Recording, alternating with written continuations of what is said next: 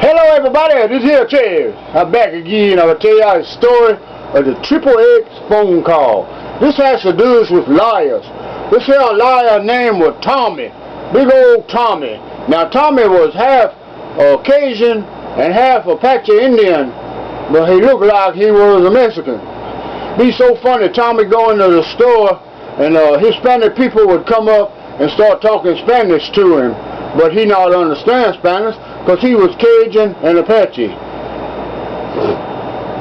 Tommy would be hanging around my house and everything, and I had a girlfriend at the time, and she lived way up near Tomball, Texas, and I lived down the north side of Houston. And she would come see me sometime on weekend and stuff. Anyway, when she wasn't around, I had a friend around the corner. Her name was Jolene. Now, Jolene was not my girlfriend. She was a cute little old gal lived around the corner. Her mother owned the beer joint down the street where we all went down there and drank at night and went out under the carport and smoked a little grass. And I liked Jolene. She was really cool. But see, Jolene was one of them what didn't like me and she liked women. So anyway, but she was my buddy. And anyway, so Tommy went and told my girlfriend that I was going over there to Jolene's house because I liked her and I was trying to be her boyfriend and cause my girlfriend to break up with me. Well, this made me mad. Boy, I'm mad about that. And so here what happened. One day I got my phone bill, and there was a $600 and something phone call on there to one of these Xxx sex chat hotline where you call in and the lady talk dirty to you and all that, you know.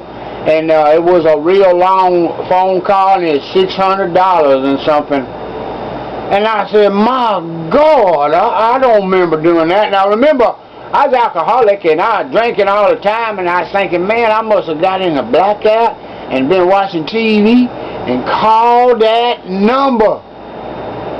My God. Now I'd run Tommy off over the girlfriend thing, said, don't come around my house no more. You start all that trouble for none reason, and I don't like it. Get out of here, you know.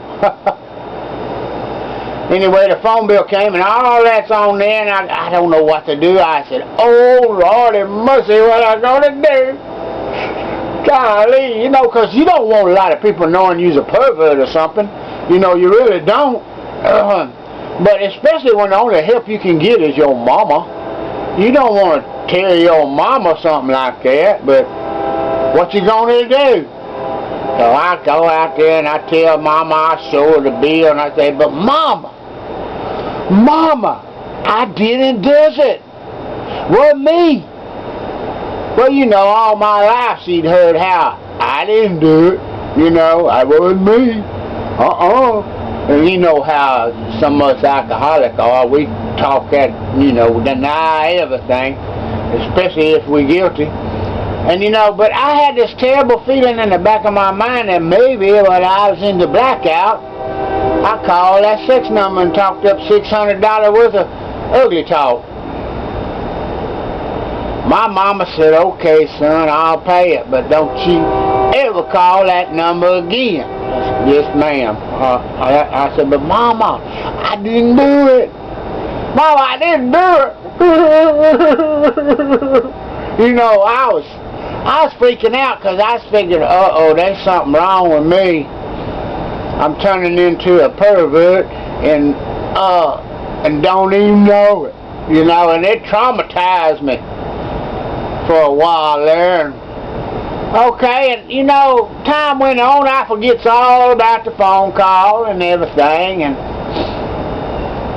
I got myself in a big bind on some narcotics and stuff, and you know, it'd been a couple years, and I got all strung out on some narcotics and stuff, and it was running me in a circle like a dog chasing its tail, trying to keep from getting sick without the narcotics, and trying to afford the narcotics, and conniving and all the carrying on, you know. And so I went and I got on the government program where they give you some narcotic in the morning, and you won't need none till the whole next day, because this here stuff will satisfy you and you wouldn't get sick. Guess I tell y'all what, it was called methadone. Woo! But anyway, when I went to the clinic one morning, guess who I walked face to face with? Tommy, whom I was mad at because he had told my girlfriend I was trying to do hanky-panky with Jolene and caused her to break up with me, and I was mad at him. I never talked to him. And he come up to me and he said, "Travis, are you still mad at me?"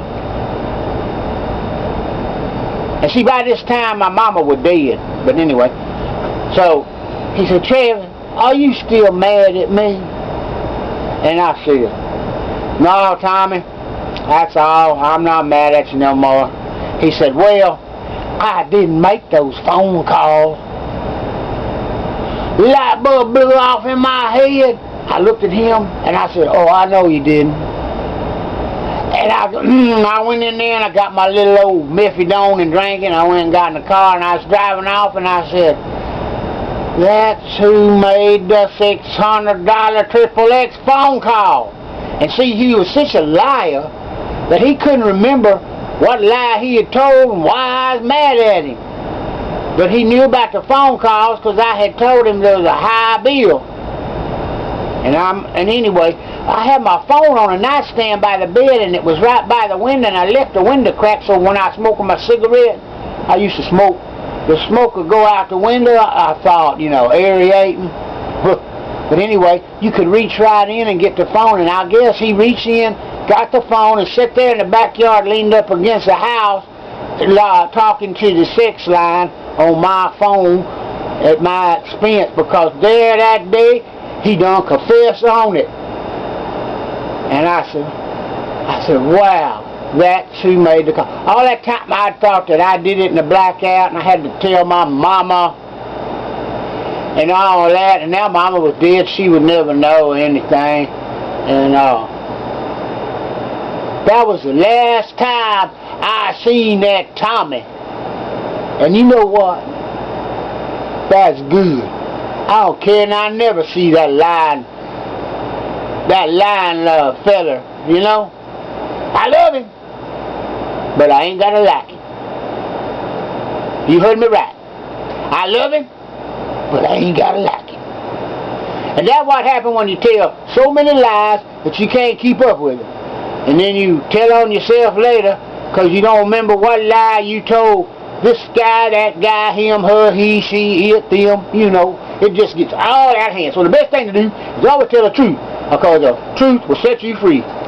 Thank you, and I hope y'all all have a happy Sunday.